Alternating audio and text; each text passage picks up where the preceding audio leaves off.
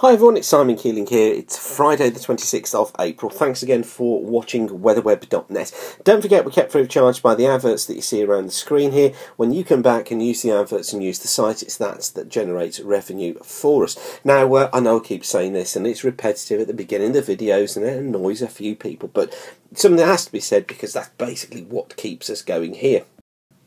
Now, the big news from WeatherWeb today is a tie-up with Farmers Guardian. They've created a new website called farmersweather.co.uk and they're going to be getting exclusive farming weather videos from me every day by 12:30. They're also going to be getting a column from me in the newspaper as well every single week, and I think it's well worthwhile. You're going to have a look at farmersweather.co.uk, especially if you're a farmer. And I want to thank Farmers Guardian and their parent company Briefing Media for the support that they've shown, because their support enables the development of more products and of WeatherWeb. And of course, thanks to your support as well for showing that you wanted these forecasts. So that's farmersweather.co.uk, specifically for farmers. Go and have a look and see what's going on over at the website there.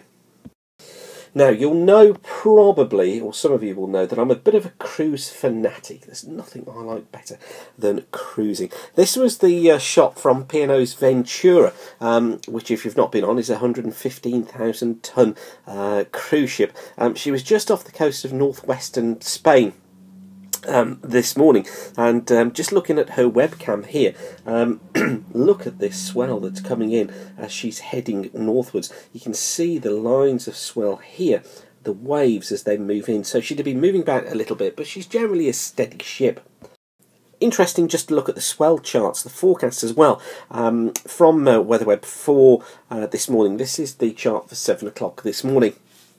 And Ventura was just in here, and noticed that she was in a 3-metre swell. So that's why that swell was just hitting the side of the ship as she headed northwards. You'd probably feel it a bit, but hey, I wouldn't mind that for a P&O breakfast. Anyway, on to what we're supposed to be talking about. In this video, what I wanted to do is take a look at the summer. Private clients have been issued with a more detailed summer forecast and map, which I'll be showing you next week with our latest ideas. But I just wanted to quickly have a look around the various charts for the various weather centres, just to show you how the global models are seeing things just at the moment. This is from the CFS. This is the 200 millibar height, so high in the atmosphere is what we look for the jet stream. And we've got remarkable consistency between the models. Now, summer classes as 1st of June to the 31st of August, and you notice here these orange colours. Look, these are above normal heights up towards the north of the country. This is going to be a familiar picture that you're going to see over the next few charts. Now, in terms of precipitation, the CFS sees precipitation around or just below normal across most of the UK, but look far wetter than normal across Iberia and central parts of Europe, indicative of the jet stream being further south. Just notice how dry northern Europe is here. Look, not drastically dry, but certainly drier areas thanks to the high pressure being situated towards the north. Now, temperature-wise, cooler than normal as you'd expect with that rain across Iberia, across southern parts of France.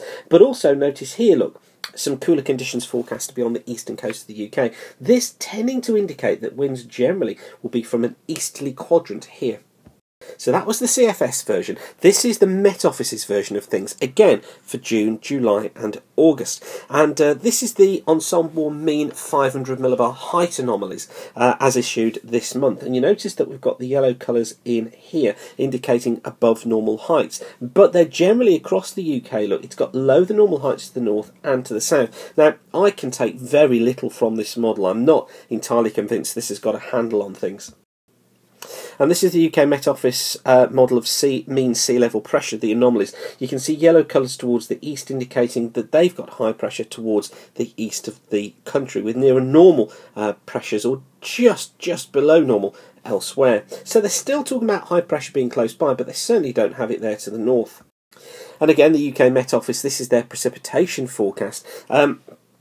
Green colours across much of the UK. Let's just zoom in and take a closer look at things. What they're actually hinting at here is rainfall being around or just above normal for much of the UK, generally out towards the west, look, drier towards the east.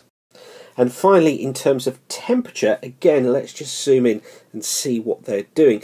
Notice that we've got this cooler area look out towards the east, indicating cooler conditions here, but for most we're in the yellows, which indicates conditions just above normal. So we've got some consistency there, with the idea of temperatures being around normal but cooler out towards the east. But I think their overall pattern doesn't seem as settled as the CFS. And finally, just a look at the Chinese model, just to see what that is doing. This is the mean of the 500 millibar heights, and we'll just zoom in to the UK there, because this is an interesting one. Look, again, they've got heights above normal up towards the north, which would put high pressure in here. They've got heights below normal down towards the south, which would put lower pressure in here. Again, indicating the better of the weather towards the north, but more crucially, the idea of this easterly flow. Now, this is surface temperature anomaly. You notice that the UK look is in white colours there, which indicates temperatures around about normal, so nothing exceptional, but they've not gone for the cool conditions towards the east, but they're just not picking it out, I don't think, so virulently on these charts, but around normal temperatures. It's just interesting to note nobody's going warm.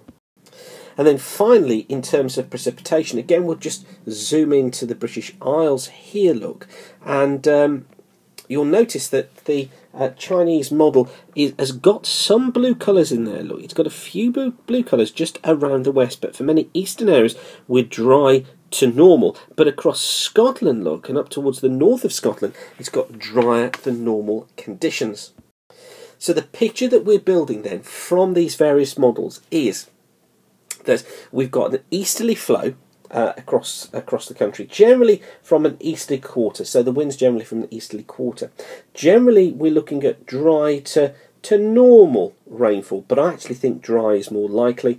Temperature wise we're looking at more normal temperatures, but I actually think we're probably going to be warm in the west.